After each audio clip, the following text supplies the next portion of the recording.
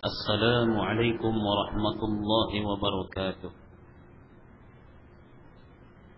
إن الحمد لله نحمده ونستعينه ونستغفره ونتوب إليه ونعوذ بالله من شرور أنفسنا وسيئات أعمالنا.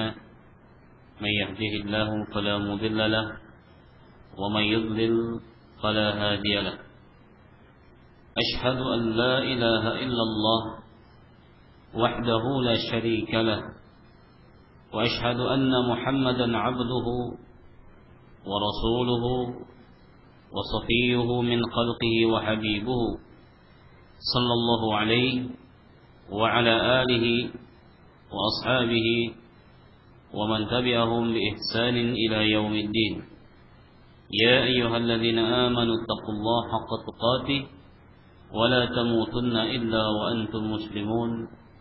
يا أيها الناس اتقوا ربكم الذي خلقكم من نفس واحدة وخلق منها زوجها وبث منهما رجالا كثيرا ونساء واتقوا الله الذي تساءلون به والأرحام إن الله كان عليكم رقيبا. يا أيها الذين آمنوا اتقوا الله وقولوا قولا سديدا يصلح لكم أعمالكم ويغفر لكم ذنوبكم، ومن يطع الله ورسوله فقد فاز فوزا عظيما. فإن أصدق الحديث كتاب الله، وخير الهدي هدي محمد صلى الله عليه وعلى آله وسلم، وشر الأمور محدثاتها، فإن كل محدثة بدعة وكل بدعة ضلالة وكل ضلالة في النار. أعاذني الله وإياكم من النار. أما بعد، إخواني في الدين عزكم الله.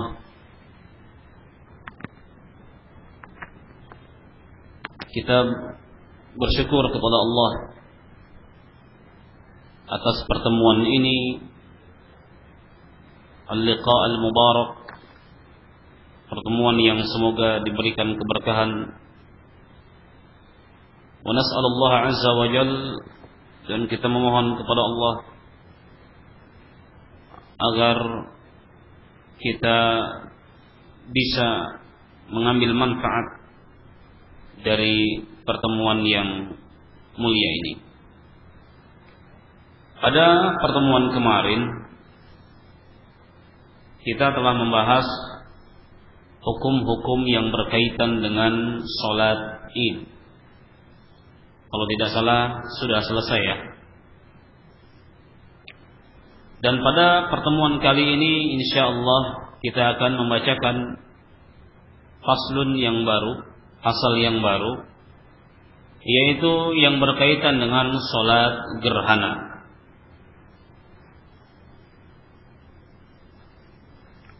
Qala rahimahullah, wa salatul kusuf.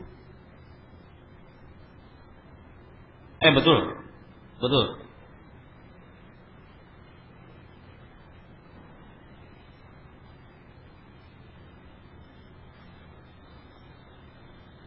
Kalimatnya salat atau yusolli.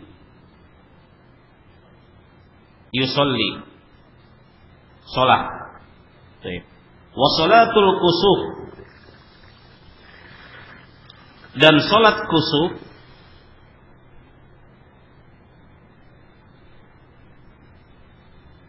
ini kusuf, ini lisyams, dan salat gerhana itu lisyams, itu gerhana matahari ya. Namun terkadang jika disebutkan satu kalimat kusuf saja, maka maknanya berlaku pula untuk gerhana bulan, gerhana matahari dan bulan. Namun sebagaimana disebutkan oleh Al-Imam Al-Jauhari bahwa al-kusuf, ka ya, memakai kaf, Ka ini untuk gerhana matahari, lisyams. Sementara gerhana bulan itu namanya khusuf bil kha. Bil kha. Jadi khusuf untuk gerhana matahari, wal khusuf untuk gerhana bulan. Ya. Sunnatun muakkadatun. Hukumnya apa? Sunnah muakkadah. Amat sangat ditekankan untuk dilakukan. Ya. Sunnah muakkadah. Betul ya kalimatnya? Hal ini berdasarkan sabda Rasul sallallahu alaihi wasallam, "Inna asy-syamsa wal qamara la yankasifani li mauti ahadin wala li hayatihi, fa idza ra'aitum dzalika fasallu wad'u Allah ta'ala." Sesungguhnya matahari dan bulan tidaklah muncul disebabkan oleh kematian salah seorang di antara kalian, atau karena adanya kehidupan salah seorang di antara kalian, kelahiran. Tetapi ya, jika kalian melihatnya, yaitu gerhana matahari dan bulan, fasallu wad'u Allah ta'ala, maka salatlah kalian dan berdoalah kepada Allah Subhanahu wa ta'ala. Dalam riwayat yang lain, Rasul sallallahu alaihi wasallam bersabda dalam kondisi gerhana, "Ud'ullaha wa sallu", berdoalah kepada Allah dan salatlah, hatta yankashifa ma bikum, sampai selesai gerhananya. Ya, oleh karena itu hukumnya apa? Sunnah muakkadah. Sunnah muakkadah. Nah,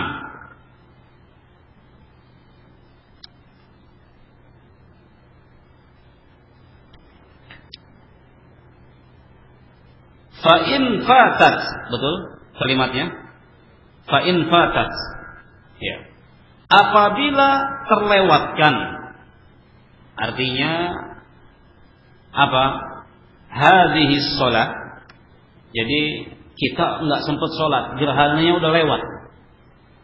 Ya. Lam tuqda, maka enggak tidak perlu diqadha. Lam yusra qada'uha, tidak disyariatkan kita untuk mengqadhanya. Naam. Jadi tidak ada yang namanya qadha salat gerhana. Ya.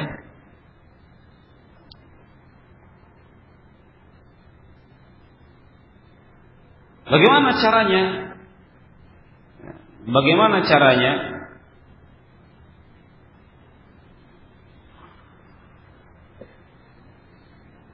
Nah,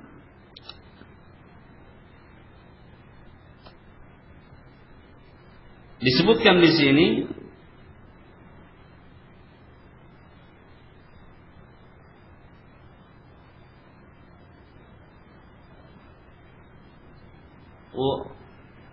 wa yusalli, hendaknya dia salat, ya.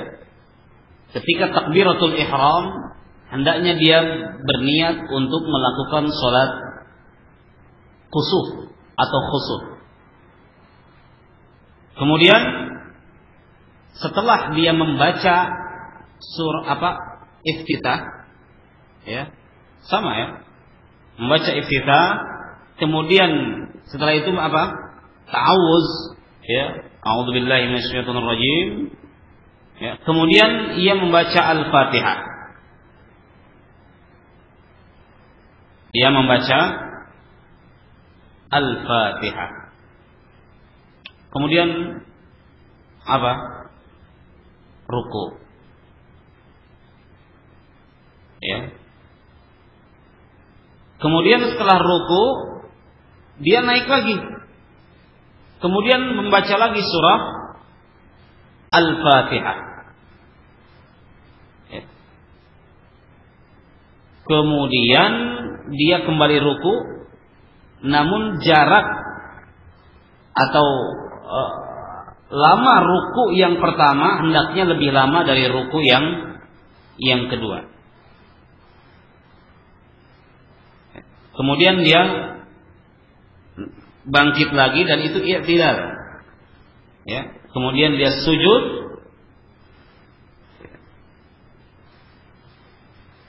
Kemudian dia duduk di antara dua sujud. Kemudian dia sujud lagi dan kemudian dia bangkit lagi. Dan dia melakukan seperti apa yang dilakukan pada rakaat yang pertama. Jadi satu rakaat berapa kali ruku? 2 kali ruku. Berapa kali sujud? Satu rakaat 2 kali sujud. Satu rakaat 2 kali ruku, 2 kali bacaan Al-Fatihah, sujudnya sama. Ya. Nah,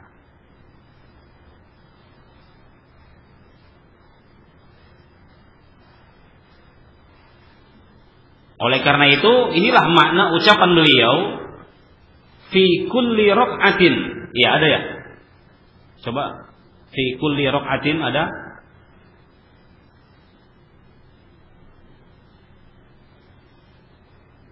Ada ya? Di setiap rakaat. Itu apa? Qiyamani yutilul qira'ata fihima.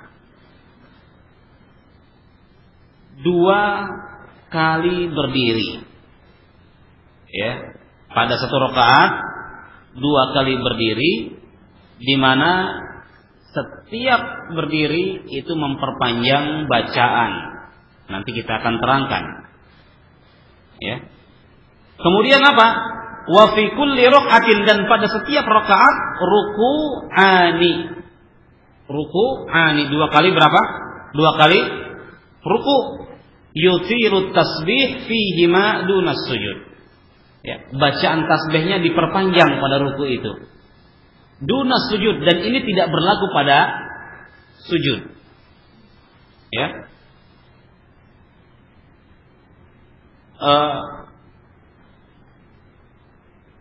Dunas sujud berarti tidak berlaku pada sujud. Artinya sujud tidak perlu diperpanjang. Ini menurut pendapat beliau. Walaupun kita katakan ini merupakan pendapat atau salah satu wajah, salah satu pendapat dari pendapat Syafi'iyah. Pendapat yang lain mengatakan sujud pun sama diperpanjang. Ya. Seperti apa yang kita lakukan pada ruku. Nah,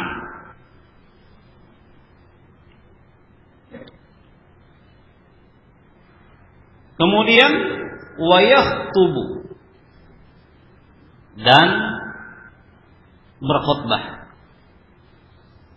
Ya, dan berkhutbah. Setelah apa? Setelah melakukan sholat tadi. Setelah salam, siapa yang berkhutbah? Imam. Jadi kaidahnya yang khutbah itu dialah yang menjadi imam. Yang menjadi imam itu dialah yang berkhutbah. Ya. Berapa kali khutbah?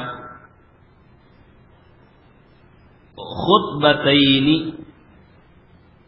Khutbataini, 2 kali khutbah. Dan inilah khutbah yang diajarkan oleh Rasul sallallahu alaihi wasallam di dalam salat Jumat beliau. Ketika salat Jumat, beliau khutbah berapa kali? 2 khutbah. Ketika salat Id, berapa kali khutbah? Kemarin belum dibahas. Kemarin sudah dibahas sekali. Berapa kali khutbah ketika salat Id? Antum pengen berapa kali? Sekali. yang mu'tamad inda Syafi'iyah 2 kali khutbah juga. Jadi salat Id pun 2 kali khutbah. Karena khutbah yang diajarkan oleh Nabi itu 2 kali khutbah. Hatta pada salat Id. Ala khilaf bainal mazahib ya, mungkin ada pertentangan di antara para ulama dalam hal ini, tetapi wallahu a'lamu bishawab. Jika kita berbicara tentang pandangannya ulama Syafi'iyah, mereka beranggapan bahwa salat Id itu pun khutbahnya 2 kali khutbah.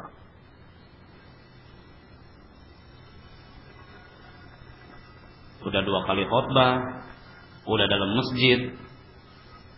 Waduh, ini keluar dari kebiasaan kita. Ini keluar dari tradisi kita selama ngaji. Kita diajarin sekali khutbah, dan di lapangan sunnahnya seperti itu. Jangan-jangan ustadznya ini membawa firqah yang menyelisihi sunnah. Mulai. Nah, kita katakan ini pun niatnya ngikutin sunnah. Jadi kalau kita mengklaim saya ngikut sunnah, ya Imam Syafi'i itu juga sama, lebih nyunah dari kita malah. Ya, Imam Syafi'i lebih nyunah dari kita malah. Ini pendapatnya beliau. Ya, pendapatnya mazhab Syafi'iyah. Ini hanya wacana yang tidak ada doktrin harus diyakini ya. Ya, harus itu tidak seperti itu. Hanya wacana. Ya, wacana dalam artian perlu untuk dibahas ya, perlu untuk kita sebagai orang yang ingin update terus ya informasi. Ini bukan statusnya terus yang diupdate ya, ini update-nya status terus. Alhamdulillah, ana telah bertemu dengan Ustadz Fulan, ana telah belajar. Alhamdulillah, ana telah ikut pengajian ini. Pas ditanya sama ikhwannya, apa yang antum dapatkan? Nggak tahu, pokoknya ana sedih. Pokoknya ana pengen nangis setelah ikut pengajian. Pokoknya ana senang banget dah. Yang penting sedih gitu. Kan gitu. Ya. Kita dalam belajar fikih, sekali lagi saya sering mengulangi dan saya tidak akan pernah bosan untuk mengulang. Toleransi ketika kita belajar fikih itu harus lebih besar dibandingkan ketika kita mempelajari hal yang bersifat teologi, ya, bersifat akidah. Kalau akidah mungkin A ya A, B ya B, kecuali terhadap permasalahan yang memang khilaf para ulama. Tapi kalau masalah yang para ulama ya ijma, ya itu harus diyakini sebagai sesuatu yang ijma. Tetapi kalau dalam masalah-masalah yang sifatnya teknis, yang sifatnya furu, ya, ini memang para ulama pun banyak berselisih dan ini sudah biasa terjadi semenjak dulu. Dan mereka pun menyikapinya, masya Allah. Sikapnya itu bukan sikap yang penuh dengan kedewasaan, tidak menyebabkan perpecahan hanya karena masalah-masalah yang sifatnya parsial dan furu'iyah.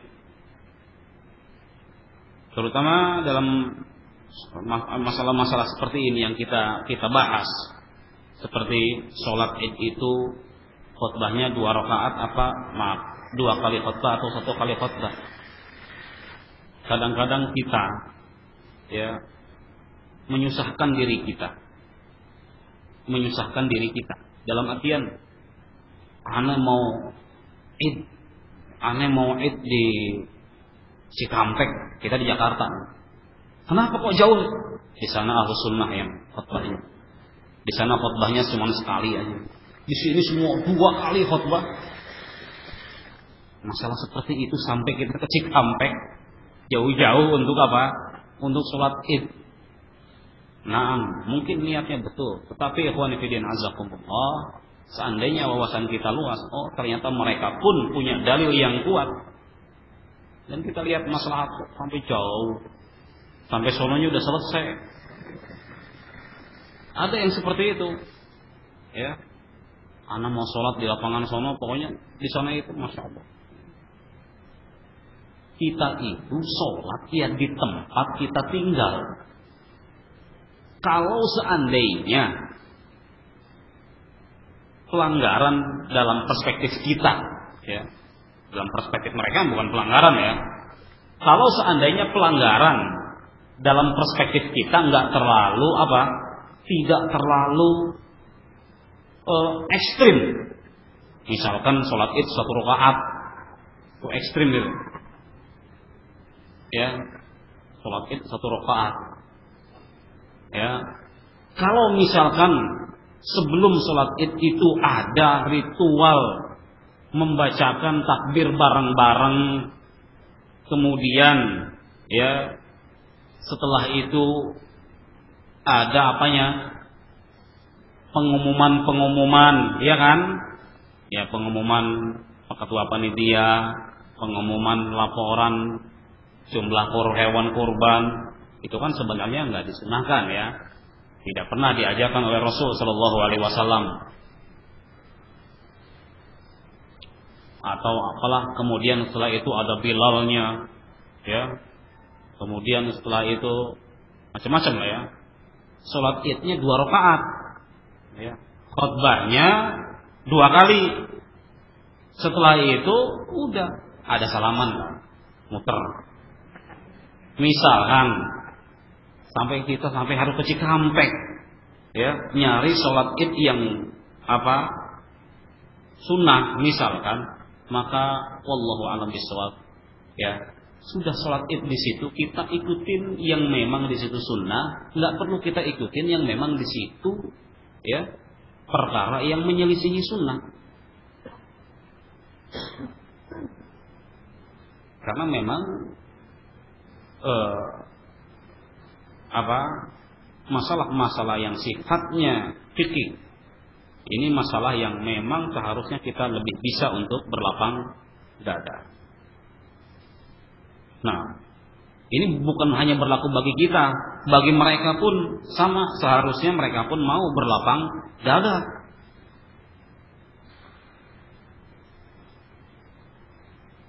Gara-gara nggak kunut jadi ribut, kan begitu. Ini sebagian masyarakat akhirnya apa? Pecah. Ya. Ini amat sangat disayangkan. Nah, baik, musyahid barakallahu fiik bahwa jangan sampai kita terprovokasi untuk melakukan perpecahan atau menjadi pecah hanya dikarenakan masalah-masalah yang sifatnya apa? Furu'iyah. Jadi berapa khutbah tadi? 2 khutbah. Ini berlaku pada sholat Id, berlaku pada sholat Jumat, ya, berlaku pada sholat yang sifatnya itu ijtima, ya, berlaku.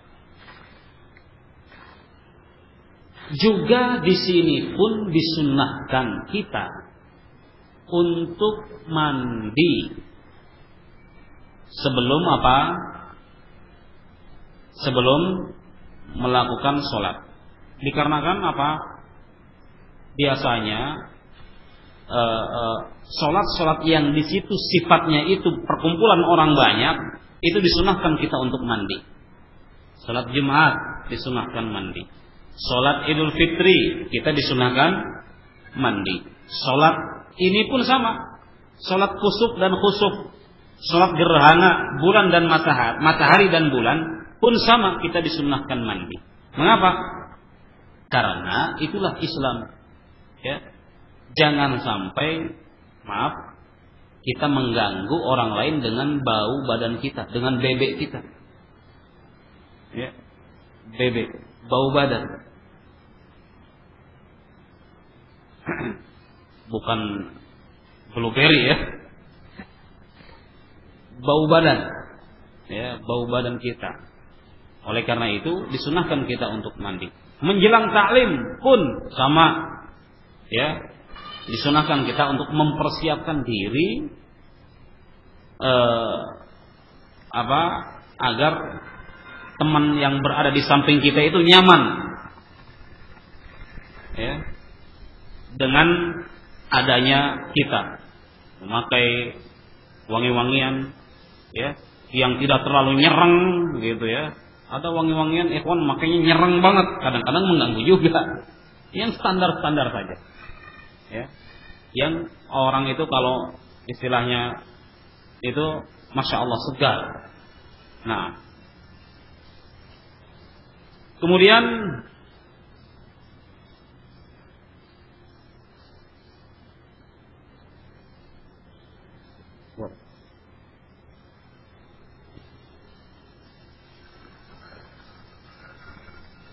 Masya Allah. Tadi Ustadz Ja'far ngebel, beliau tidak bisa hadir ngisi. Kalau bisa Ustadz sampai zuhur. Minum dulu gini caranya.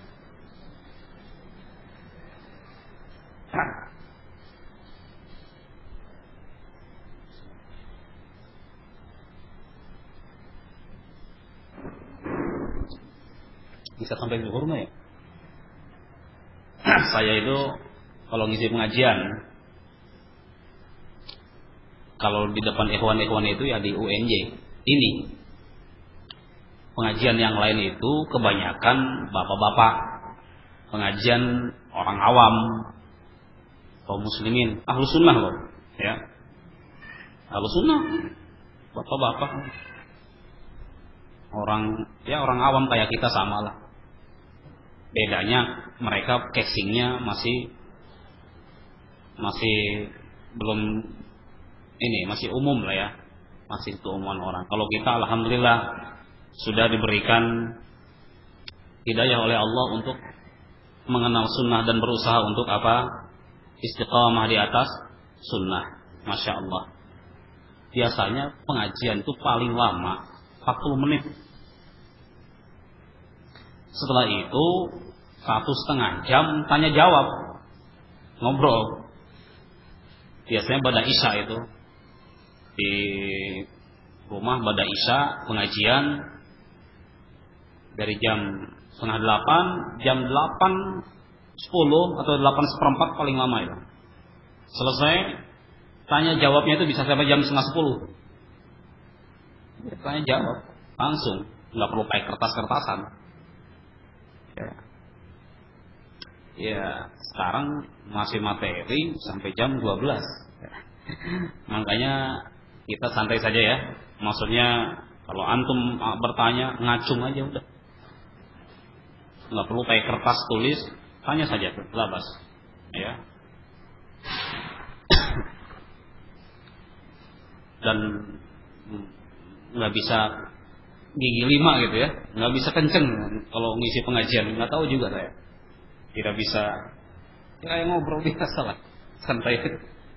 Ya, diskusi seperti ini, mudah-mudahan tidak ada yang terlena ya oleh kantuk gitu ya.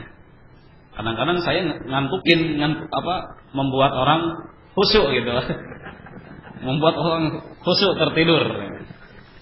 Nah, jadi semoga kita bisa sampai jam 12. Insyaallah. Baik.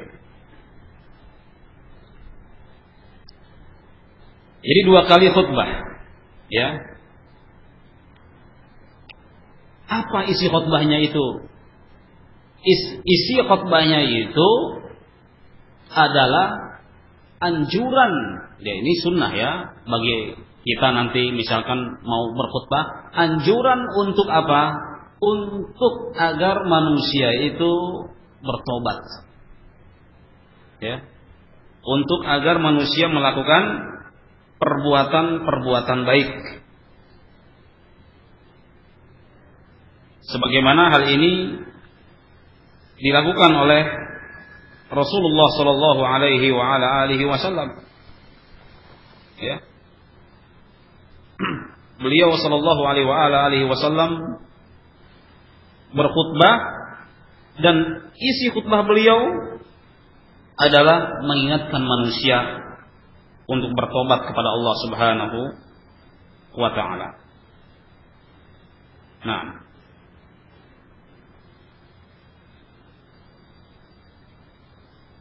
seperti khutbah beliau ya ketika sholat gerhana, ini masya Allah ya, amat sangat menyentuh sekali. Dalam Sahih Muslim, beliau sallallahu alaihi wasallam bersabda ketika sholat gerhana, beliau berkhutbah, ya ayyuhan nas, wahai sekalian manusia, hal min ahadin aghyaru min Allahi an yara 'abdahu aw amatahu yazniyan. Siapa yang lebih cemburu dari Allah ketika melihat kedua umat ketika melihat umatnya itu bermaksiat, yaitu berzina. Ya ummat Muhammadin, wahai umat Muhammad, wallahi demi Allah, lau ta'lamuna ma a'lam, seandainya kalian tahu apa yang aku tahu, la dhahiktum qalila wa la bakaitum katsira. Niscaya kalian akan sedikit tertawa dan banyak menangis. Ini hadis ini sering kita baca dan sering kita dengar. Ternyata hadis ini adalah potongan khutbah beliau ketika terjadi ketika terjadi gerhana bulan atau matahari. Nah, wa yusirru ada dan disirkan. Apa yang disirkannya? Bil qiraah, wa yusirru bil qiraah, yaitu apa? Bacaan salatnya disirkan. Fi kusufi syamsi, ketika apa? Gerhana matahari. Wa yajharu bil qiraah fi khusufil qamar.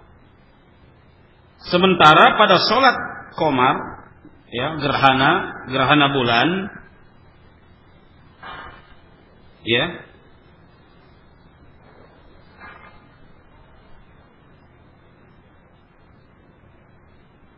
itu salatnya dijaharkan. Nah, berdasarkan beberapa hadis yang sahih, dan ini hukumnya sunnah.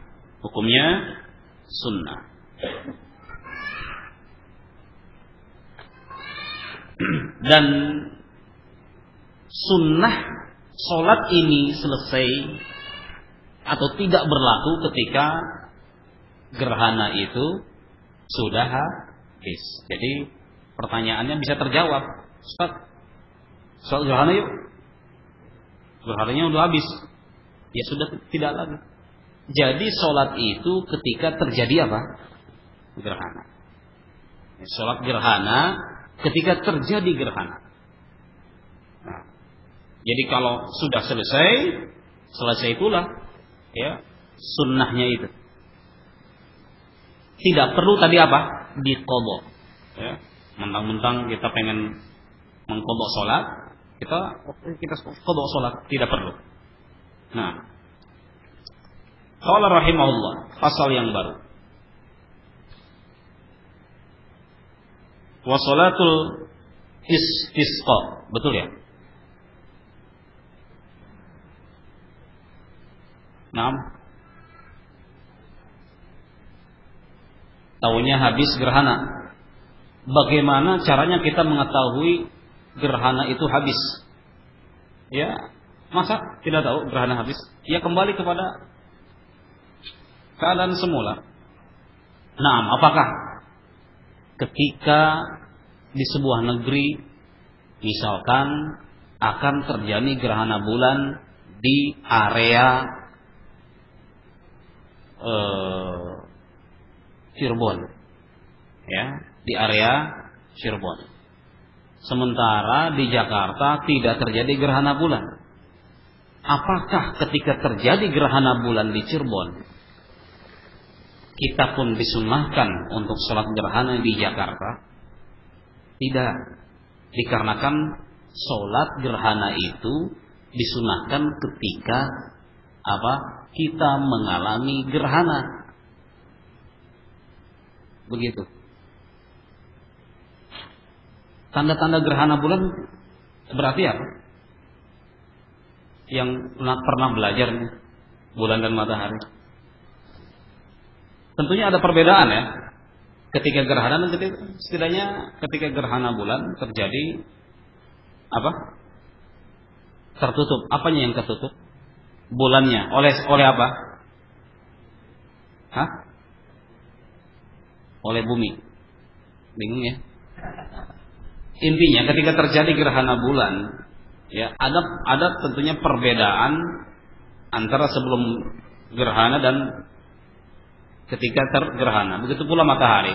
Kalau terjadi gerhana matahari gimana? Kalau gerhana bulan tertutup matahari. Kalau gerhana matahari tertutup bulan. Katanya gitu. Wallahu alam. Artinya di situ ketika terjadi maka sholat. Ketika selesai maka sudah. Ya, dan itu sholatnya gerhana itu terjadi cukup lama ya. Bisa beberapa jam bahkan. Jadi bisa sholat banyak. Nah. Baik. Ada yang tanyakan lagi? Fadhal.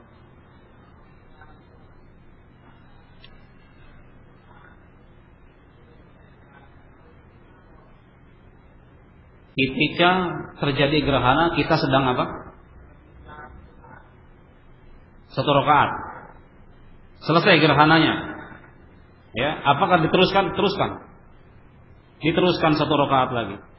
Jangan sampai kita selesai gerhana udah nggak ada gerhana. Ustadznya bilang kalau nggak ada gerhana nggak perlu sholat udah. Gitu. Tidak seperti itu. Ya, ketika kita terjadi gerhana selesai kita belum selesai sholat, teruskan sholat kita, wa yu'jar insyaallah. Dikarenakan kita ya berniat untuk melakukan sholat gerhana dari awal. Nah, baik, kita lanjutkan ya. Wa sholatul istisqa, dan sholat istisqa. Apa istisqa ini? Thalabus suqya, meminta hujan. Ya.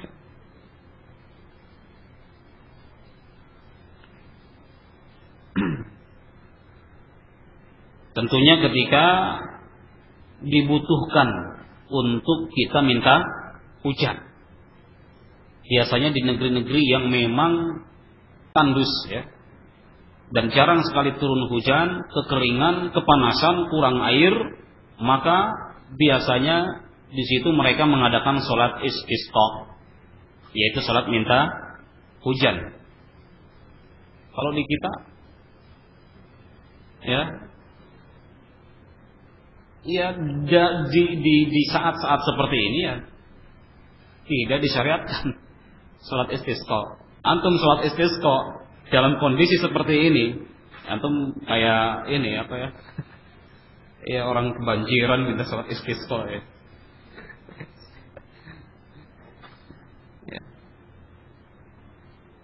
Jadi memang indal hajah, ya, perlu di situ dikasih komentar indal hajah, ketika dibutuhkan. Makanya wasolatul istisqa ya masnunatun, disunahkan.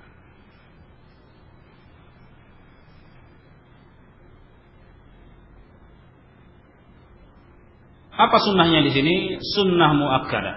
Dalam kondisi tadi, dalam kondisi memang amat sangat membutuhkan air. Mungkin di sebagian kampung kita ada yang airnya itu sampai apa?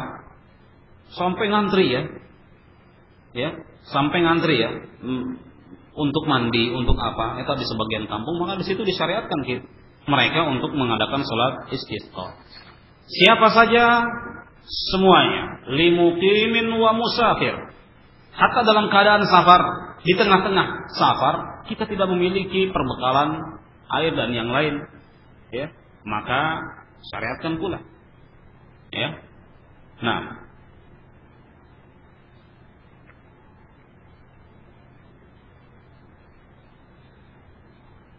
limuqimin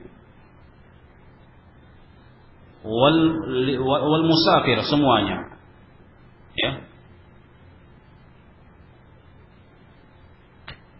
Berapa kali sholatnya? Misalkan udah sholat, hujan masih belum turun, apa disyaratkan sholat lagi? Iya, disyaratkan sholat lagi.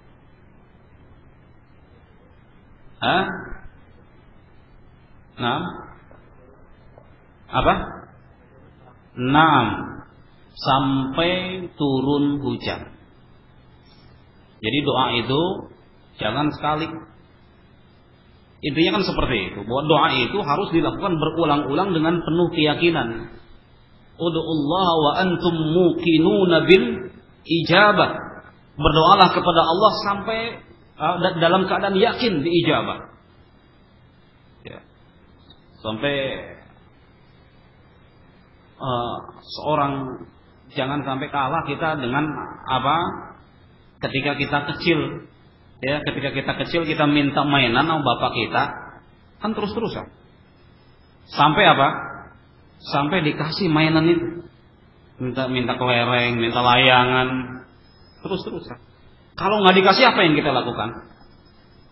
Nangis. Kan begitu. Seperti itulah, ya. Ya, kita minta kepada Allah. Apa ada rasa ragu kepada orang tua kita ketika kita minta? Nggak ada. Yakin bapak kita ngasih. Gitu. Ya. Jadi terus, ya, makanya dalam sebuah hadis, innallaha yuhibb. Sesungguhnya Allah amat sangat menyukai al-mulihina fid du'a.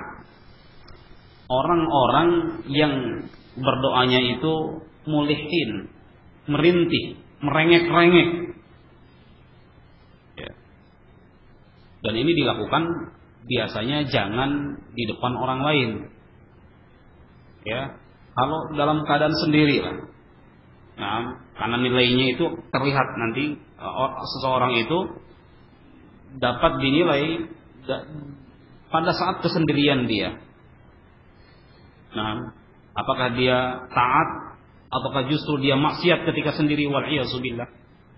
Dalam sebuah hadis yang diriwayatkan oleh Al-Imam Ahmad, ya, dan dihasankan oleh Syekh Al-Albani, Rasulullah sallallahu alaihi wasallam bersabda, la a'lamanna min ummati aqwamun. Sungguh aku tahu dari umatku itu kaum, aqwaman, kaum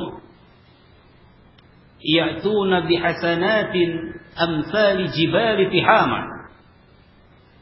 Mereka kaum itu melakukan kebaikan-kebaikan, ya, melakukan kebaikan-kebaikan seperti gunung Tihama, sebesar gunung. Masya Allah, kebaikan-kebaikan. Amma innakum walakin, kata, tetapi apa? Tetapi Allah jadikan kebaikan itu haba'an mansur. Tidak ada artinya dan tidak bernilai di sisi Allah Subhanahu wa taala.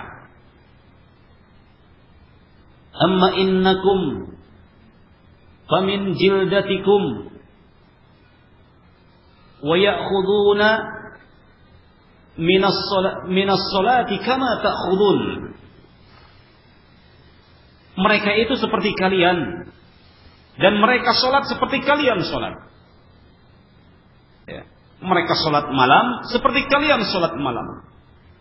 Walakinnahum idza khalau, ini perlu diambil tanda kutip. idza khalau bimaharimillahin tahakuha. Tetapi mereka ketika sendiri dan di situ mereka berpotensi untuk melakukan maksiat kepada Allah, tidak ada orang lain, intahakuha, mereka melanggarnya. Artinya mereka bermaksiat kepada Allah dalam keadaan sendirian. Jadi memang berdoa itu yang paling efektif dilakukan ya di tengah-tengah malam, di saat sepi, di saat sendiri, penuh dengan harap, penuh dengan rasa yakin diijabah oleh Allah dan terus-terusan. Ketika orang itu berdoa, setidaknya ada 3 hal, ya. Imma doa itu langsung diijabah oleh Allah, dan ini yang diharapkan. Yang kedua, Allah setidaknya menjadikan doa kita ini sebagai apa? Amalan soleh kita. Sahih? Untuk perbendaharaan nanti ya, di hari akhir. Dan yang ketiga, Allah jadi biasanya Allah gantikan dengan sesuatu yang lebih baik dari itu. Jadi semuanya itu jika kita bisa, hendaknya kita mengambil hikmahnya. Belum tentu yang kita doakan itu ya, jangan langsung Allah nggak dikabul, saya nggak pernah dikabulkan oleh Allah doa. Belum tentu, bisa jadi ada hikmahnya. Bisa jadi ada hikmah di balik itu. Sama halnya dengan apa? Dengan sholat istisqa yang kita bicarakan. Ini kaitannya dengan meminta, dengan berdoa kepada Allah. Yang meminta kepada Allah, meminta apa? Meminta turunnya air hujan. Maka sholat ini pun disyariatkan berkali-kali sampai apa? Turun hujan. Nah,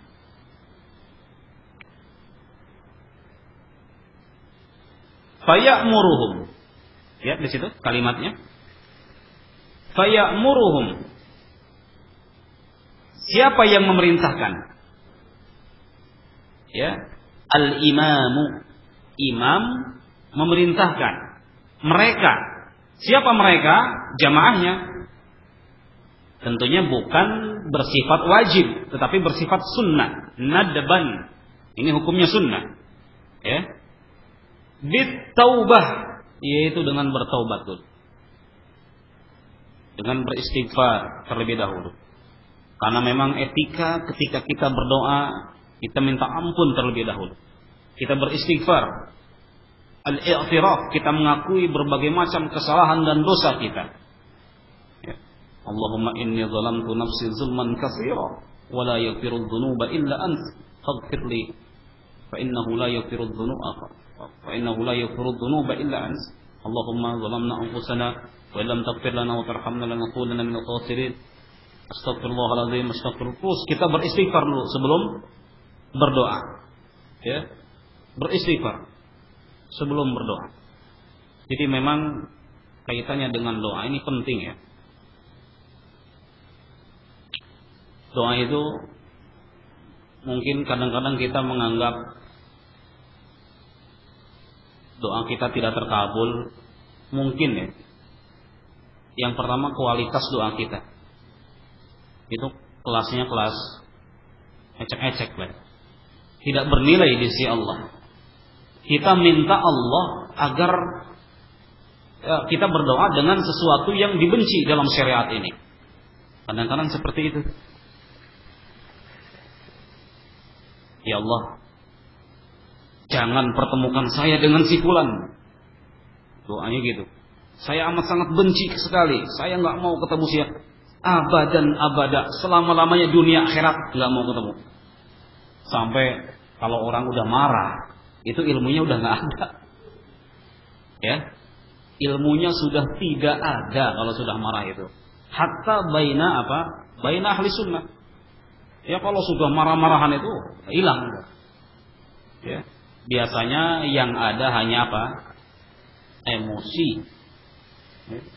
Makanya doanya tidak diperkenankan doa seperti itu. Doa untuk apa? Memutus, kan begitu. Nggak boleh. Doa untuk memutus hubungan. Apalagi berdoa untuk memutus hubungan silaturahim dengan keluarga kita. Ya. Nah, kalau kualitas doanya sudah bagus, ya, itu akan membantu kita. Tinggal yang kedua, kan begitu. Kualitas kualitas orang yang berdoa. Itu pun penting juga. Jadi berkaitan erat sekali antara doa dan kualitas doa dan kualitas orang yang berdoa. Ya. Apakah dia dalam keadaan yakin ataukah dia doa ya tidak dalam keadaan yakin dan yang semisalnya. Nah, oleh karena itu dikatakan di sini fa ya'muruhum al-imamu bitaubat. Imam memerintahkan kaum muslimin untuk bertaubat.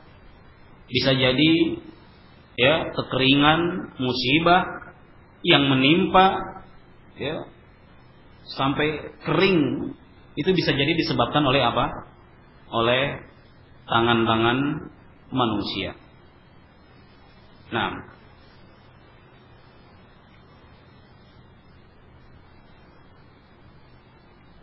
was-shadaqah, begitu pula sedekah. Wal khuruj minal madzalim, begitu pula apa? Jangan sampai berbuat apa? Kezaliman ya kepada sesama hamba. Ya. Wa musalahatul a'da. Tuh. Dan apa? Yang sedang bermusuhan hendaknya apa? Damai. Ya. Masalahnya misalkan bukan masalah yang sifatnya agama, yang sifatnya itu prinsip, masalah karakter lah. Misalkan nih orang suka kayak gini, saya nggak mau temenan sama dia. Hendaknya apa? Damai. Atau ada pernah punya masalah, dia pernah menzalimi kita nggak mau maafkan, hendaknya kita maafkan. Dimulai dari nol lagi, format ulang, ya, diformat ulang lagi, dimulai dari nol lagi. Apa dosanya kita memaafkan orang? Ya kan, apa ruginya? Ya. Kadang-kadang kita ego kita lebih tinggi ya. Nah, apa ruginya kita saling memaafkan? Dan jangan sampai kita menimbulkan fitnah, menjadi sebab adanya apa? Fitnah, perpecahan.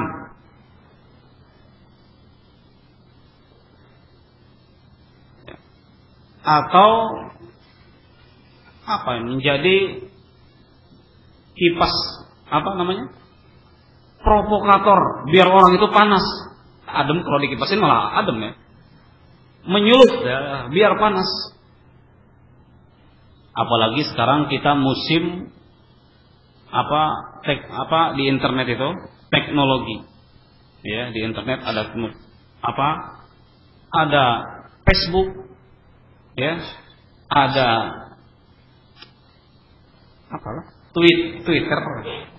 Twitter, dua itu.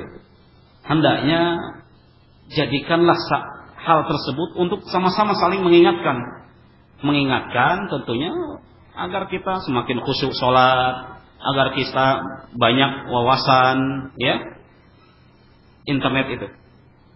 Ya. Jangan terlalu kita berlama-lama di situ. Jangan terlalu kita berlama-lama di internet. Biasanya kita terfitnah. Maaf, saya pernah duduk di majelis syekh tentang sikap kita terhadap internet itu gimana. Nah, Ya, biqadril hajah, sesuai dengan kebutuhan saja. Seperti kata beliau, maaf ya, seperti kamu, maaf ini buang air.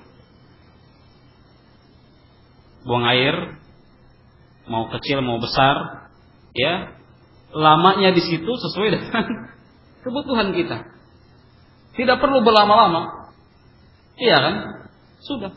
Selesai, keluar dari WC. Kan begitu. Jangan iseng. Ya, kadang-kadang ini pun yang menjadi timbul ya percikan-percikan, apalagi ya, ini yang FB ya, FB ya. Nah, sangat disayangkan sebenarnya. Seandainya kita bisa meredam, ya, jangan jadi sumber.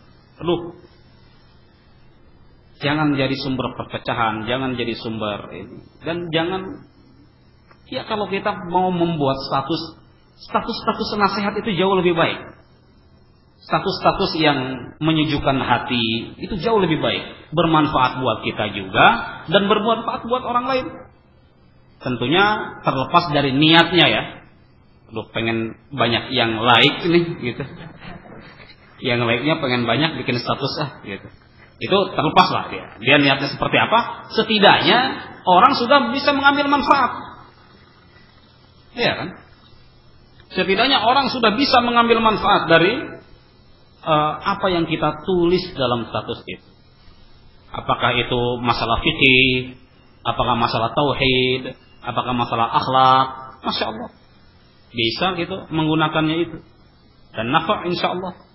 Tetapi kalau statusnya ya masalah-masalah yang wallahu alam ya, masalah itulah ya, sepertinya wallahu alam bisawab, tidak disarankanlah untuk membuat status-status seperti apa pentingnya gitu kan. Istilahnya kita, kalaupun ada yang membuat status seperti itu, ya, jangan ikut-ikutan lah. Kadang-kadang kita ada, ya orang kan beda-beda ya.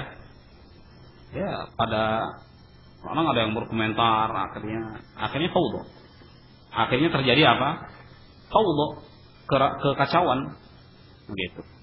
Nah, kadang-kadang kita diam itu jauh lebih baik daripada apa?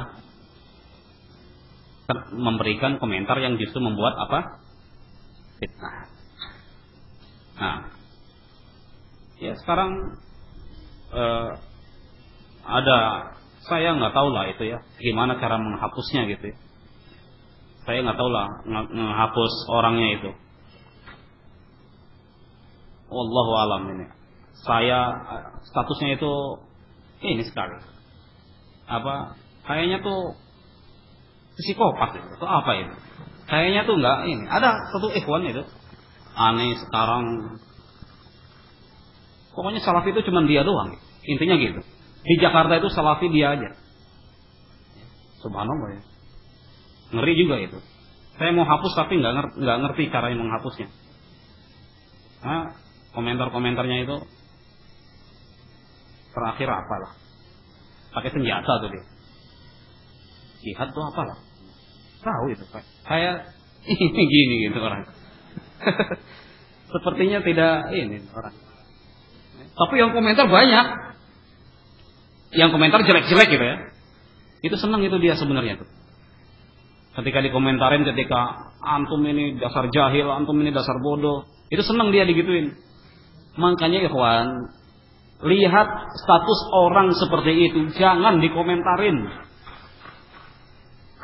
Enggak perlu dikomentarin. Udahlah. Ya. Cukup orang-orang yang tentunya mungkin ya yang dianggap ya, mungkin sebagian ustaz, ada yang ikutan juga. Mungkin kalau perlu berkomentar ya. Tapi kalau kita ini enggak perlu kita komentar. Senang dia. Nah, jadi kadinya-dinya, nggak apa-apa. Yang kita sama-sama mengambil manfaat. Baik, kembali lagi. Sampai jam 12 masalahnya ini. Materinya disiapin materi 40 menit kan. Ini sekarang jam 12.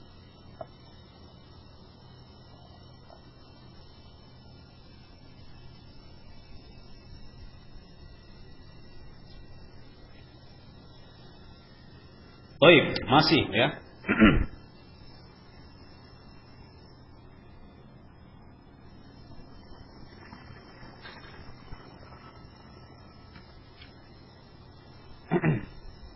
Nah,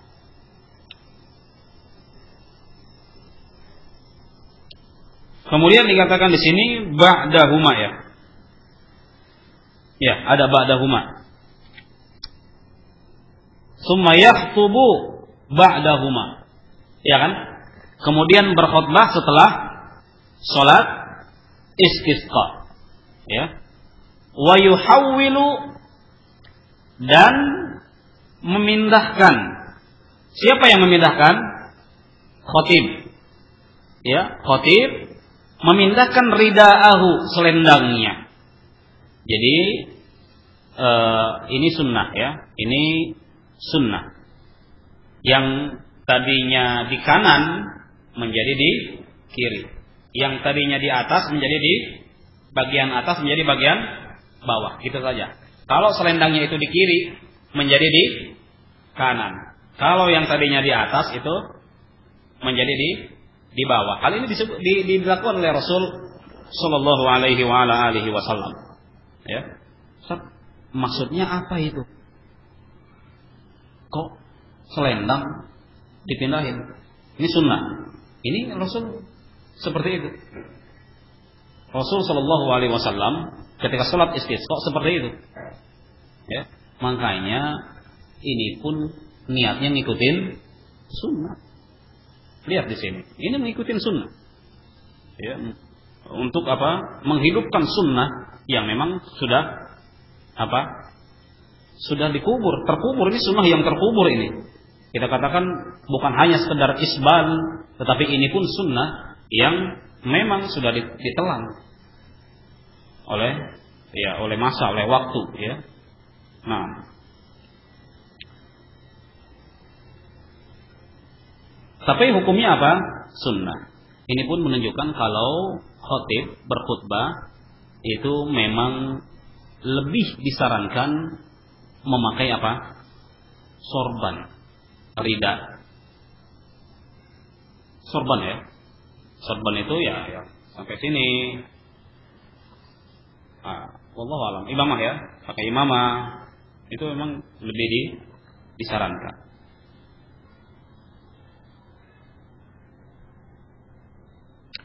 Kemudian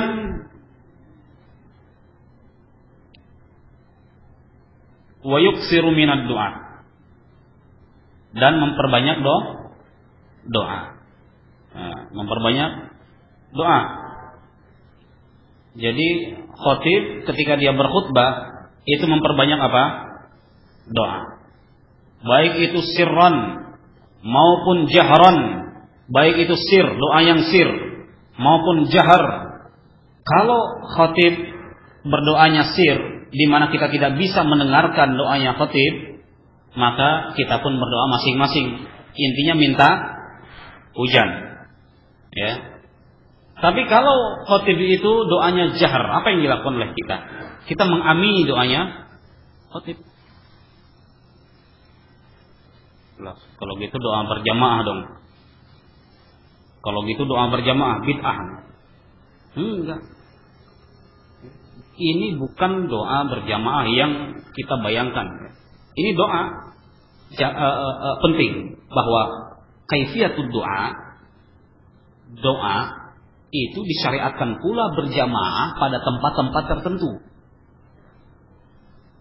Jadi jangan kita gulu lantas dengan ekstrim kita mengatakan semua doa yang dilakukan berjamaah bid'ah. Semua yang melakukannya menjadi ahli bid'ah dan dia terancam masuk neraka. Titik. Dan saya tidak mau duduk dengan dia. dan saya tidak mau duduk dengan orang yang duduk dengan dia. Ini apa maksudnya ini? Ya, kayak gitu ini ngeri loh. Saya khawatir kita mencap seseorang itu hizbiyah, ternyata kita jatuh kepada apa? Hizbiyah.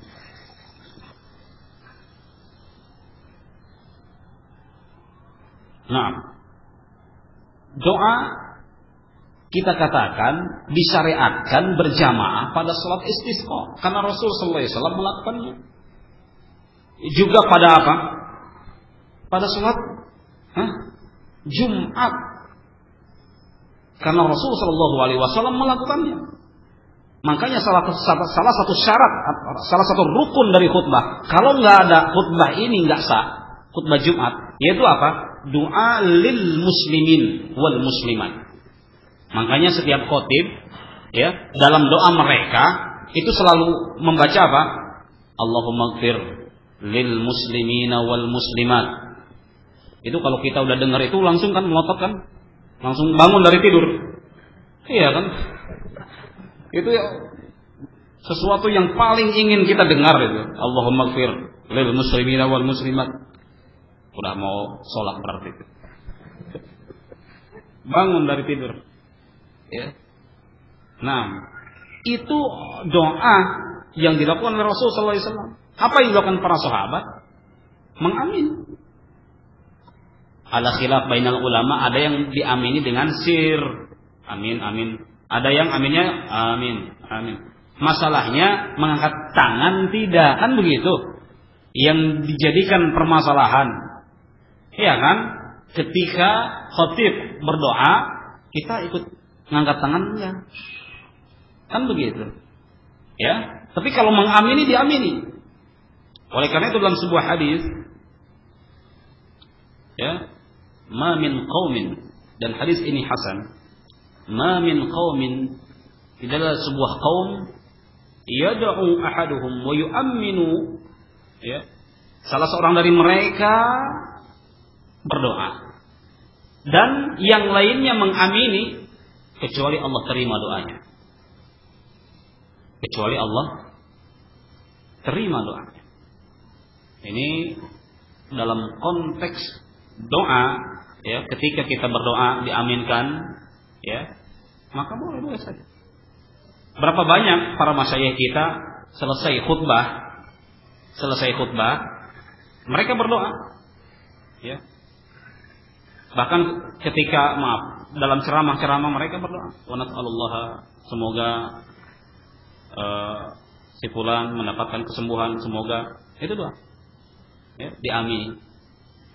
Ya. Nah,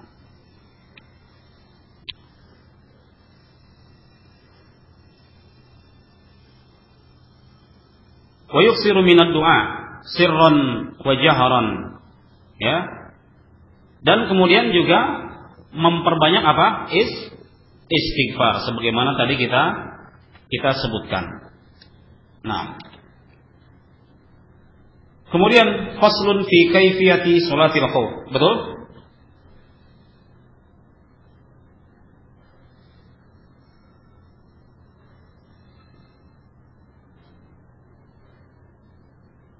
Faslun wa sholatul khauf ala salasati adrub. Salat khauf itu ada 3 model, 3 macam. Salat khauf ini salat yang disyariatkan dalam kondisi emergensi. Ketika musuh, ya, melakukan perlawanan dan kita terancam oleh musuh dan tidak memungkinkan kita untuk meninggalkan perbatasan, untuk meninggalkan pengawasan kita terhadap musuh, maka disyariatkanlah apa yang namanya sholatul khauf.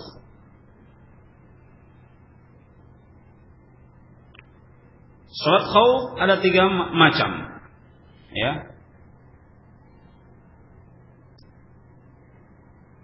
Walaupun di dalam Sahih Muslim itu disebutkan 6 model tata cara sholat khauf, tetapi di sini muallif hanya membataskan atau hanya menyebutkan 3 macam. Yang pertama, ayyakunal adu fi ghairi jihatil qiblah.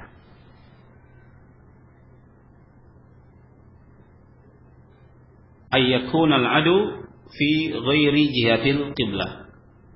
Ketika musuh itu tidak berada pada arah kiblat. Jadi kita menghadap musuh kan, berarti otomatis kita pun tidak menghadap kiblat, ya.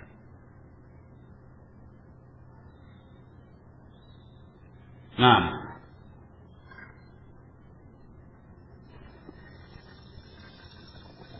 dalam kondisi seperti itu, fayufarriquhumul imam firqatain. Imam membagi pasukannya menjadi dua kelompok. Firqah taqifu fi wajhil adu. Satu kelompok berdiri menghadapi musuh. Maksudnya menghadapi itu bukan menghadapi perang gitu ya. Maksudnya misalkan musuh kita itu mengintai dan arah musuh kita itu tidak searah dengan kiblat gitu. Maka dalam kondisi seperti itu dibagi dua kelompok. Kelompok pertama jaga dan menghadap apa? Menghadap ancaman musuh. Masalahnya ancamannya ini memang sekarang cuman pencet tombol aja. Itu saja ya. Pencet tombol atau apalah. Tinggal di ini aja. Bisa lepas itu ya. Yang jelas dibagi dua. Yang pertama menghadap musuh. Wa firqah taqifu khalfahu. Dan golongan yang lain ya khalfahu, di belakangnya. Di belakang siapa ini? Di belakang siapa? Di belakang kelompok pertama? Di belakang siapa? Khalfahu. Hu ini siapa ini? Ayo. Nah, di belakang imam. Ya, bukan di belakang golongan pertama. Kalau di belakang golongan pertama sama aja. Ya. Jadi dibagi dua kelompok. Kelompok pertama menghadap musuh, jaga perbatasan. Kelompok yang kedua berada di belakang imam. Kemudian fayusalli bil firqatil lati khalfahu rak'atan. Imam salat bersama kelompok yang berada di belakangnya berapa rakaat? 1 rakaat.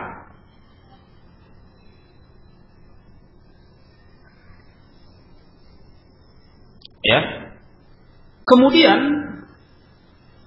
setelah berdiri untuk melakukan rakaat yang kedua, tatimmu li nafsiha. Ya. Tatimmu li nafsiha. Siapa yang tatimmu li nafsiha?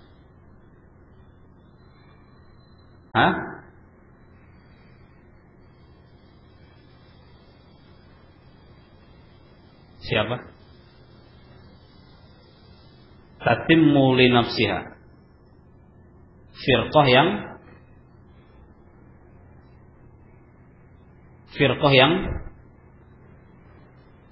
yang berada di belakang imam. Ya, mereka menyempurnakan salatnya. Tatimmu li nafsiha baqiyah salatiha.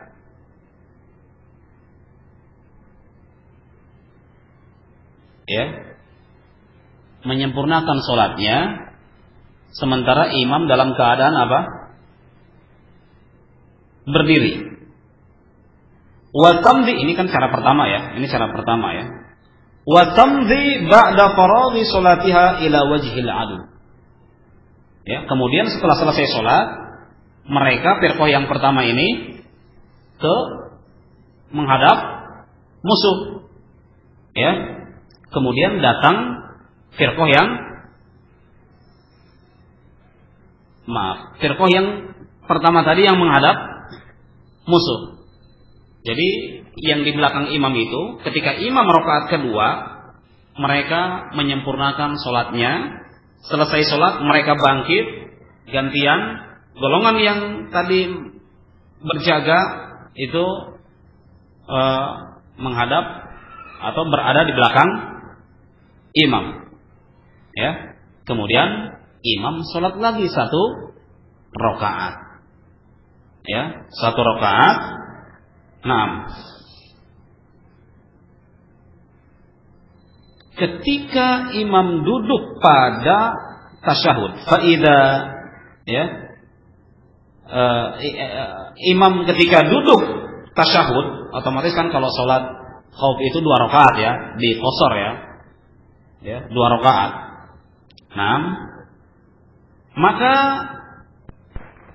golongan yang pertama ini kan baru golongan yang tadi itu baru 1 rakaat, ya. Maka mereka berdiri dan menyempurnakan apa? Salatnya, tapi sampai tasyahud saja. Sampai tasyahud, kemudian ya menunggu imam salam baru mereka salam. Wa yusallimu biha. Lihat di situ, tatimmu li nafsiha wa yusallimu biha. Golongan yang kedua ya, itu menyempurnakan sholatnya namun salam bersama imam. Ini penting ya. Kadang-kadang kita kalau membaca sendiri mungkin tidak paham maksudnya, ya. Nah, ini sholat yang dilakukan oleh Rasulullah SAW pada peperangan Dzatur Riqa. Cara seperti ini, ya. Nah, kemudian wasani yang kedua, ayyakuna fi jihatil qiblah. Ketika musuh berada di arah kiblat.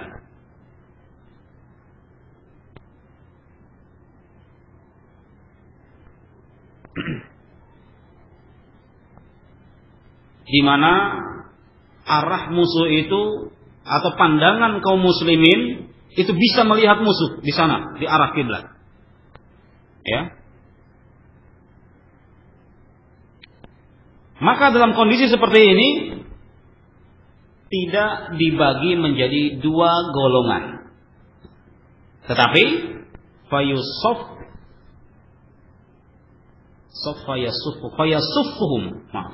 fayasuffuhumul imam saffain. Imam membuat 2 shaf. Ya, imam membuat 2 shaf.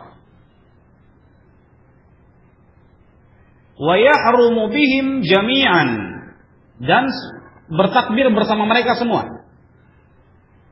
Imam membuat 2 shaf dan bertakbir bersama mereka semuanya. Ini ada yang beberapa ikhwan sepertinya sudah 5 watt ini.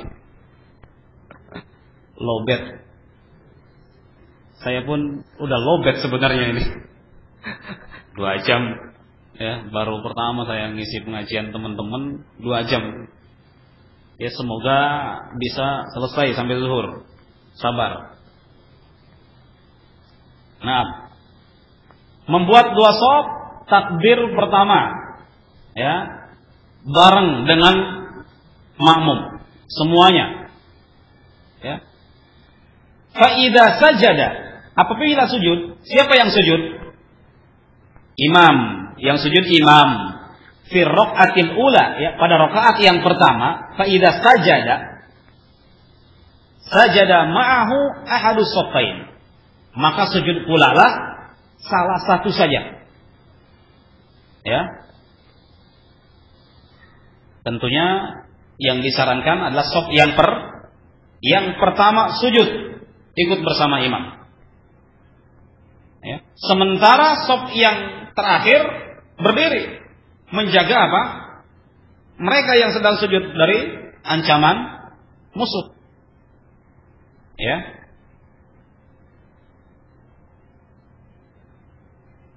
Apabila bangkit imam untuk melakukan apa? Rakaat yang kedua.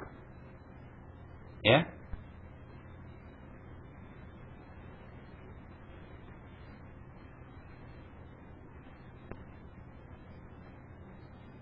bangkit untuk melakukan rakaat yang kedua,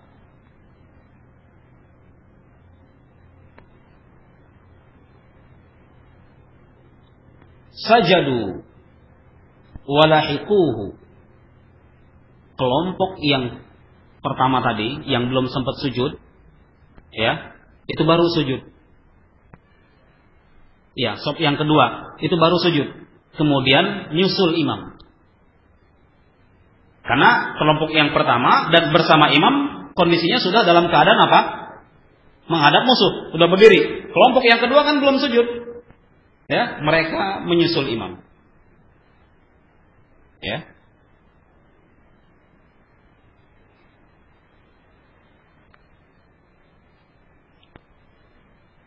Jadi caranya seperti itu tadi.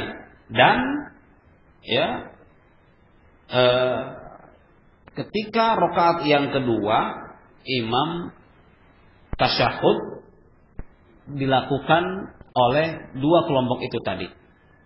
Jadi pada rakaat yang kedua itu berbarengan. Ya. Dan inilah yang dilakukan oleh Rasul sallallahu alaihi wasallam di Asfan ketika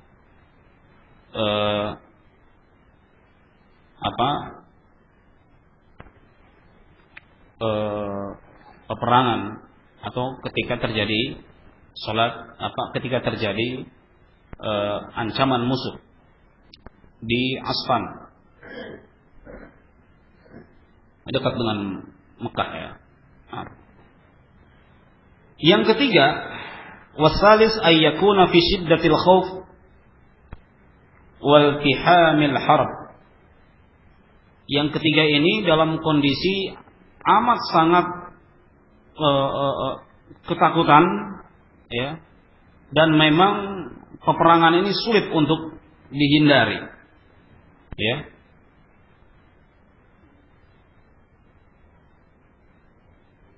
Sehingga tidak memungkinkan bagi kaum muslimin untuk melakukan sholat khauf dengan cara yang tadi disebutkan, ya. Maka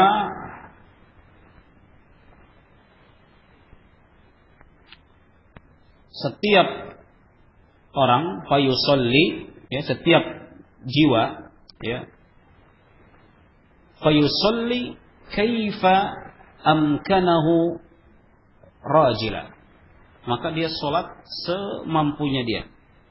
Fa in khiftum farijalan au rukbanan. Apabila kalian khawatir takut, maka farijalan au rukbanan. Boleh sholat dalam keadaan apa? Rijal, berjalan, atau dalam keadaan memakai di atas kendaraan. Nah, faslun. Saya kira sholat khauf sudah, ya. Ya, tidak perlu kita memperpanjang pembicaraan sholat khauf.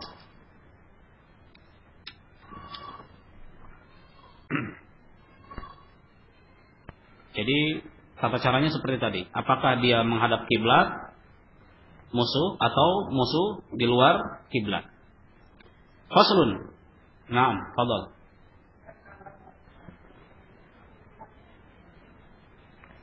Kekhusyuannya. Ya, syukran. Gimana? Enggak khusyuk, Ustaz. Lihat musuh. Jangankan musuh, Ustaz. Ya. Gimana khusyuk? Nah, terlepas dari khusyuk dan tidak itu tergantung orang yang melakukan sholatnya, ya. Namun ini adalah syariat yang harus dilakukan, ya. Syariat yang harus dilakukan walaupun secara logika manusia akan mengganggu kekhusyuan. Walaupun memang khusyuk itu inti dari sholat itu sendiri, tetapi inilah yang disyariatkan oleh Allah, ya, dan la yukallifullahu nafsan illa wus'aha. Ya, ketika Allah mensyariatkan ini pasti ada khusyuknya. Pasti. Walaupun tentunya berbeda dengan ketika sholat dalam kondisi tenang. Tetapi pasti ada khusyuknya. Walaupun kadarnya lebih tidak seperti dalam kondisi tenang. Atau mungkin malah lebih khusyuk. Orang mau diancam musuh, mau mati, ya, sholat. Iya kan? Ingatnya apa? perang. Ya Allah, mungkin ini sholat saya terakhir. Saya mungkin nggak sholat lagi. Apa tidak bisa lagi. Akhirnya apa yang mereka lakukan? Khusyuk. Coba seandainya kita tahu, ya, jam 3 umur kita udah nggak ada. Jam 3 umur kita udah nggak ada semuanya nih. Misalkan, apa yang kita lakukan nanti sholat duhur? Mungkin jengker-jengker semua, pada nangis mungkin. Ingin memberikan yang terbaik dalam ibadahnya. Oleh karena itu seorang ulama mengatakan seandainya ada satu sholat saja yang diterima, ada satu sholat saja yang diterima, ya, itu ahabbu ilaihi minad dunya wa ma fiha. Itu aku lebih sukai, ya, dari dunia dan seisinya. Kenapa? Dikarenakan belum tentu apa yang kita lakukan itu apa diterima oleh Allah. Oleh karena itu salah satu kekhawatiran para salaf adalah mereka tidak merasa bangga dengan ibadah yang mereka lakukan, tetapi mereka takut kalau ibadahnya itu apa tidak diterima oleh Allah Subhanahu wa taala. Nah, faslun fil libas. Ya, sekarang kita selesai sudah. Salat. Selesai ya? Masalah yang akan kita bicarakan ini masalah pakaian. Tentunya apa kaitannya dengan salat? Jelas. Karena kita salat syaratnya harus menutup aurat, ya. Dan tidak semua pakaian diperkenankan, ya, untuk dipakai oleh kita. Makanya di sini ditaruh setelah sholat. Biasanya gitu. Pakaian. Kemudian setelah itu jenazah. Biasanya tentang jenazah. Kaitannya dengan apa? Sholat jenazah. Tapi biasanya dibahas hal-hal yang berkaitan dengan jenazah. Mungkin setelah ini akan ada bab jenazah. Setelah itu baru kitab berikutnya, yaitu kitab zakat. Ya. Nah, fil libas, ya, wa yahrumu 'alal rijal, dan tidak boleh bagi laki-laki. Dan tidak diperkenankan bagi laki-laki.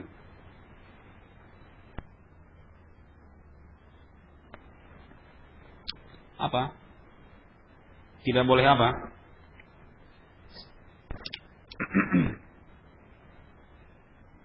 Tidak boleh lubsul harir. Betul ya?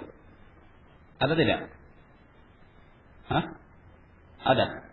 Enggak ada. Tidak boleh mengenakan apa? Sutra.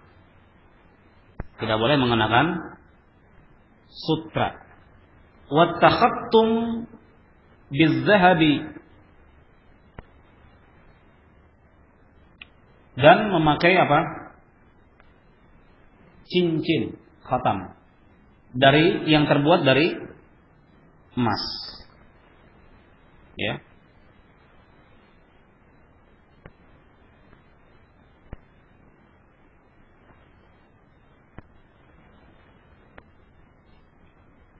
Wa takhattum bizzahabi.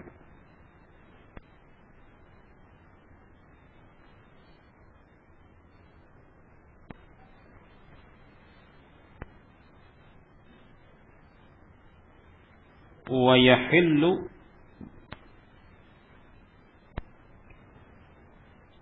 Nah, sebelum kita bahas, saya kira masalah emas ini masalah yang wadih ya, masalah yang jelas. Nahana Rasulullah sallallahu alaihi wa ala alihi wasallam an lubsil harir. Ya.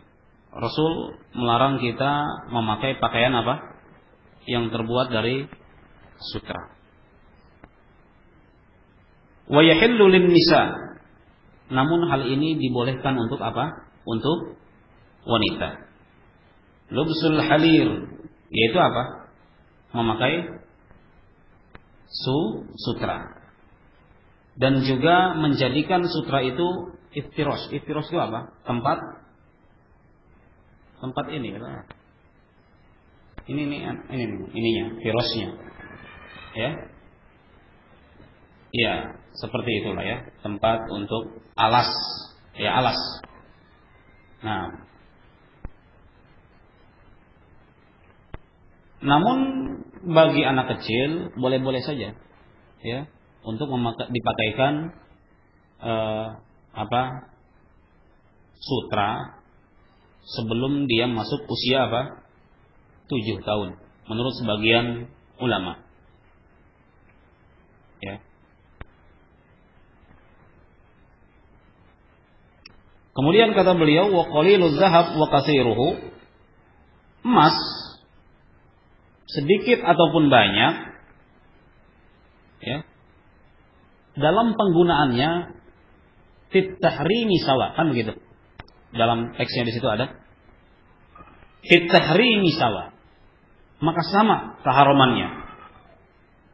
Jadi mau itu emasnya sekian karat, 20 karat, ada emasnya di situ fit tahrimi sawa. La ta'kulu fi aniyatiz zahabi wal fiddati, ya kan? Wala tashrabu fi sihafihima fa innaha lahum fid dunya wa lakum fil akhirah. Jangan kalian memakan dengan menggunakan bejana emas dan perak, dan jangan pula dengan menggunakan minum dengan menggunakan itu, dikarenakan itu untuk mereka dan untuk kalian nanti di akhirat. Ya.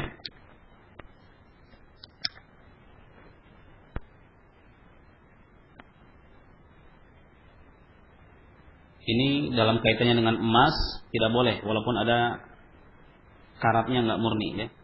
Tetapi dalam kaitannya dengan pakaian ini agak sedikit longgar. Dikatakan wa idza kana ba'du thawbi iris. Apa ini? Irisma. Irisma itu ya harir, ya. Apabila sebagian baju mengandung bahan sutra, maksudnya gitu. Wa ba'duhu al-akhar qutnan au kitatan.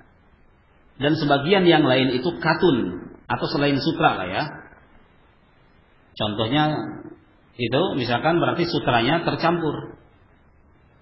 Ada bahan sutranya, ada bukan sutranya. Maka jaza. Dikatakan itu apa tadi? Jaza, maka boleh. Bagi siapa boleh? Maksud di sini bagi wanita? Bukan. Maksudnya bagi laki-laki. Nah, jadi kalau misalkan pakaian kita ada bahan sutranya campuran dengan bahan selain sutra, maka boleh. Jadi yang tidak boleh itu adalah ketika pakaian itu sutra murni. Sutra mahal, ya? Mahal, ya? Wallahu alam, ya. Kita belum tahu kayak apa sutra itu, ya.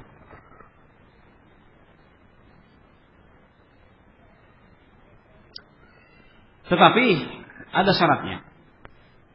Kita katakan tadi sebagian. Tetapi dikatakan di sini malam yakun al-ibrisim ghaliban. Selama sutranya itu tidak mendominasi. Misalkan kalau tidak mendominasi jangan sampai lebih dari 50%. Berarti kalau 60-40 nggak boleh.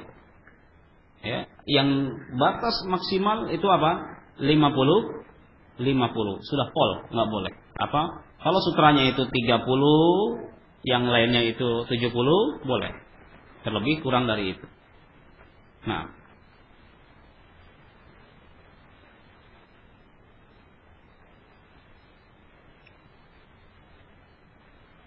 cuman segitu saja masalah pakaian. Ya. Kemudian qala rahimahullahu taala. Kalau ada yang mau menyanggah atau silakan. Ada yang mau bertanya sebelum kita lanjutkan? Naam.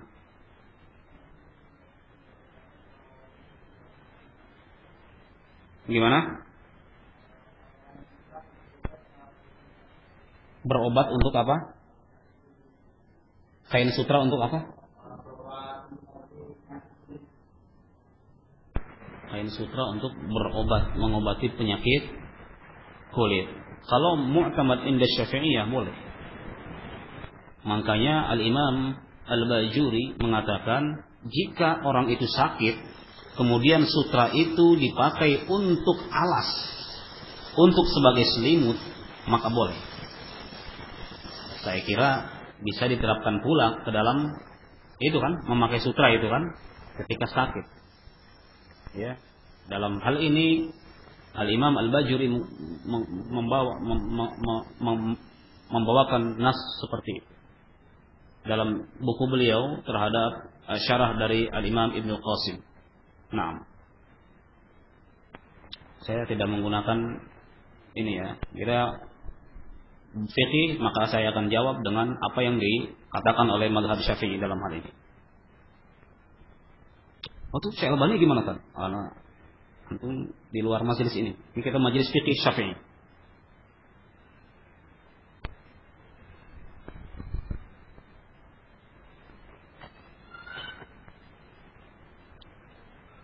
Kalau kita bicara masalah qadaya mu'asarah, masalah-masalah yang sifatnya kontemporer, maka itu ada majelis tersendiri, saya kira ya, majelis tersendiri. Nah, baik. Ada yang lain?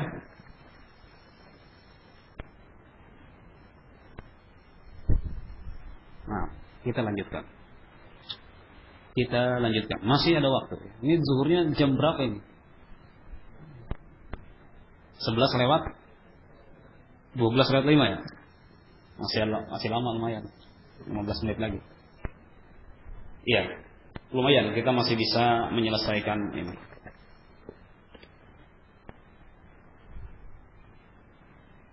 Wayalzam, betul ya?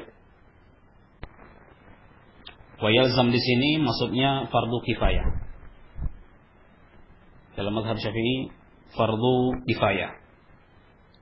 Enaknya antum punya buku. Ketika saya bilang wayalzam fardu kifayah, antum tulis fardu kifayah di atasnya itu. Enak itu. Jangan gini. Lihatin ustadznya lama-lama gini. Lama-lama gelap ya. Tapi kalau lihat buku, punya pulpen, buku ya, setidaknya ada yang kita otak-atik lah. Ya, jangan ngotak-ngatik HP lah gitulah.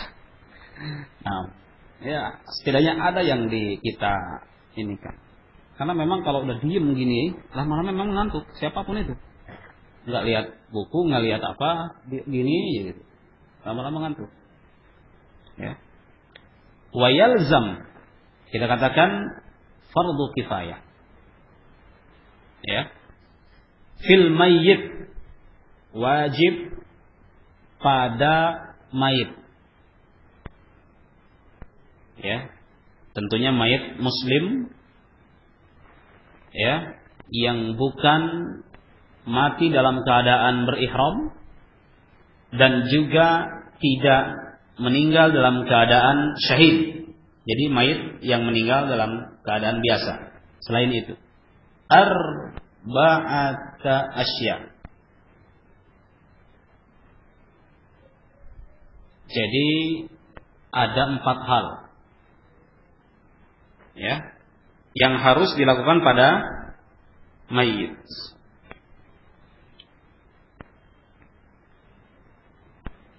Wa yalzamu fil mayyiti arba'atu asya.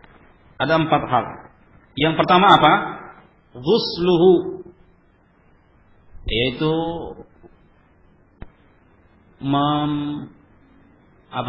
memandikannya. Ya.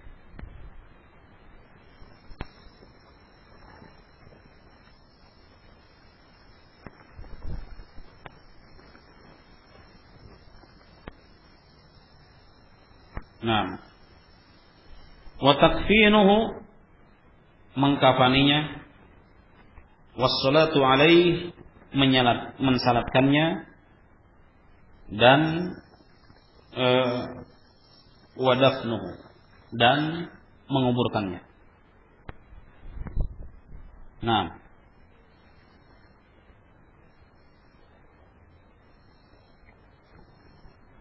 adapun mayit yang kafir,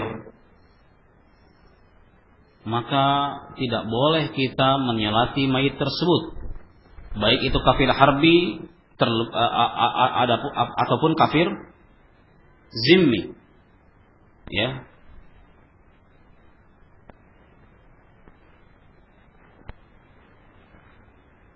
Namun dalam kondisi nggak ada lagi yang ngurus,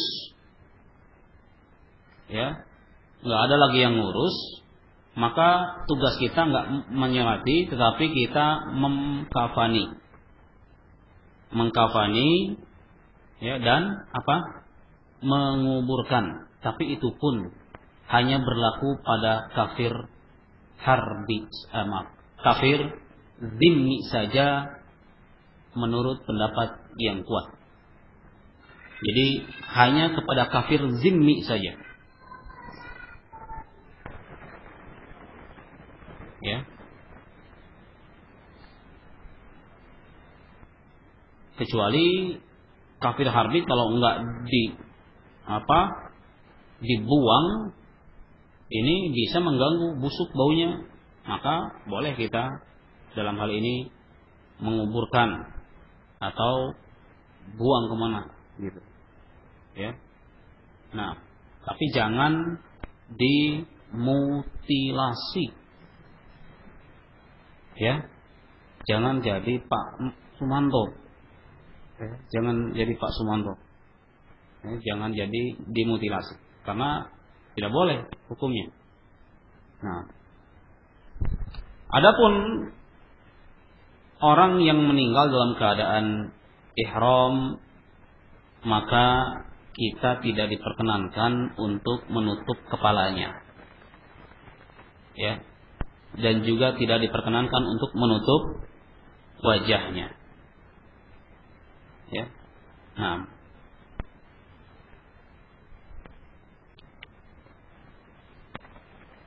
adapun syahid, kita tidak perlu untuk menyolatkannya.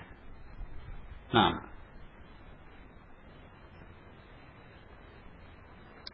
apapun itu matinya, ya. Ketika di medan perang dia mati, maka dia syahid. Kita anggap sebagai apa? Syahid, terlepas niatnya dia berperang.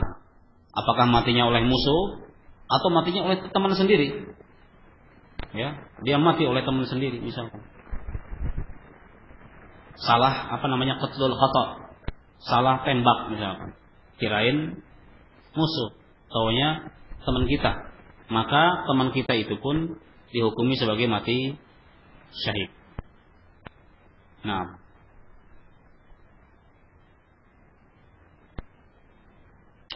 tetapi kalau dia meninggal dunia setelah selesai perang, ketika perang terluka dia, ya. Sebelum, tapi tidak sampai lukanya itu membuatnya dia meninggal dunia. Perang selesai, dia masuk rumah sakit, sehari, 2 hari, 3 hari di rumah sakit, meninggal dunia. Apakah dia syahid? Apakah dia dihukumi sebagai orang yang mati syahid? Wallahu a'lamu bishawab. Menurut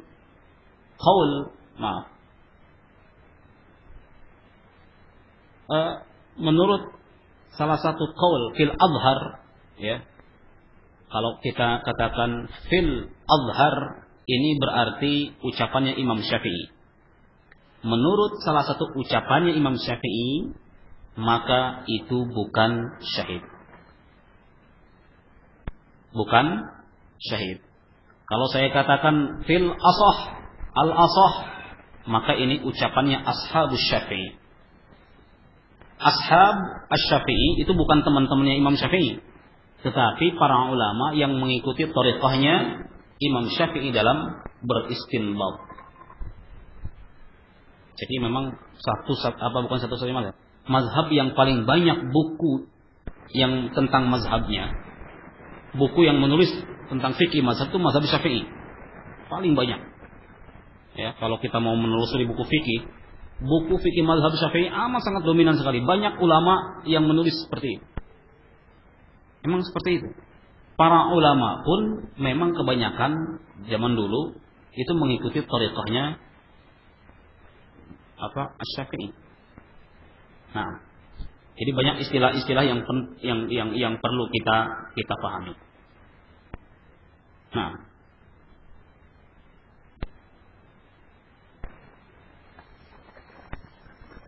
ya. Kemudian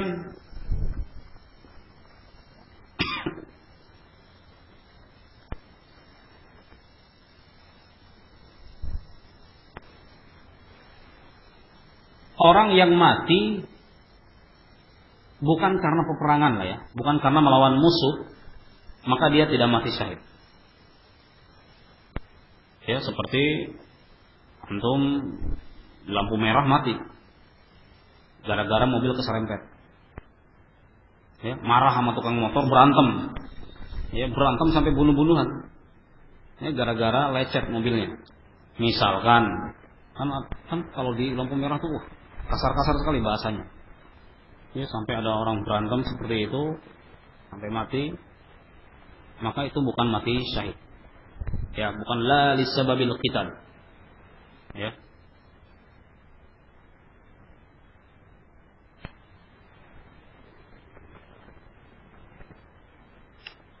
Kemudian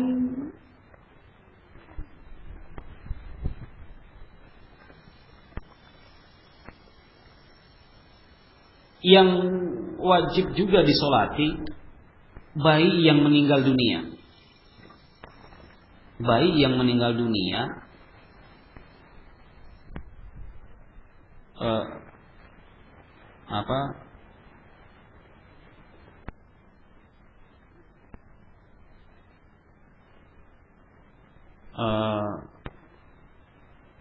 sebelum umurnya ya.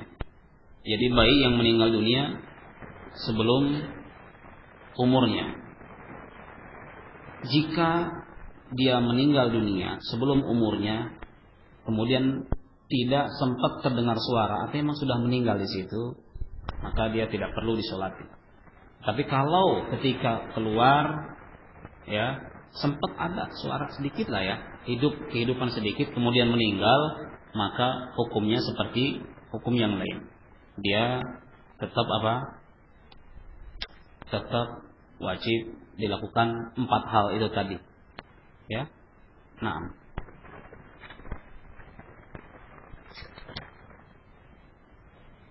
Allah.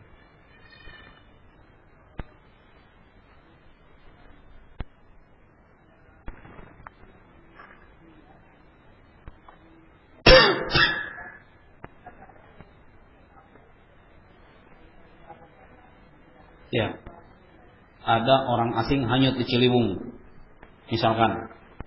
Ini nggak tahu muslim atau kafirnya, ya. Kita berusaha dulu untuk mencari data-datanya. Pastikan dulu, ini muslim atau kafir. Ternyata KTP-nya ditemukan, ternyata dia kafir. Ya, ternyata dia kafir, maka kewajiban kita adalah apa tadi? Kalau bukan harbi itu wajib. Ini Mu'tamad Indah Syafi'iyah hukumnya wajib. Mengkafani dan menguburkannya, selesai. Ya, dan ini tidak berlaku bagi orang yang harbi. Tetapi kalau tidak jelas, ya, mana apakah dia muslim ataukah dia kafir, tapi dia hanyut, ya, dan telah mengadakan pengecekan nggak jelas. Ya, ini orang manapun nggak tahu, ya, apakah orang Inggris, Australia dan yang lain. Wallahu alam. Ya, kita al-asl, ya. Asal orang itu dilihat dari lingkungannya. Ya, lingkungan. Ya, lingkungannya dia barat, berarti asalnya apa? Dia tidak beragama dengan agama Islam. Dia hanyut. Ya, maka kita mengkafani dan menyolatinya. Cukup itu saja. Mengkafani dan menyolatinya. menguburkannya. Ini udah zuhur jadi terdengar salat zuhur. Nah, baik, alhamdulillah sampai juga kita ke waktu zuhur. Ya, subhanallah, ini baru pertama kali saya 2 jam. Semoga bermanfaat dan insyaallah kita lanjutkan pada pertemuan yang akan datang. Sallallahu ala nabiyyina Muhammad wa ala alihi wasallam walhamdulillahi rabbil alamin. Wassalamualaikum warahmatullahi wabarakatuh.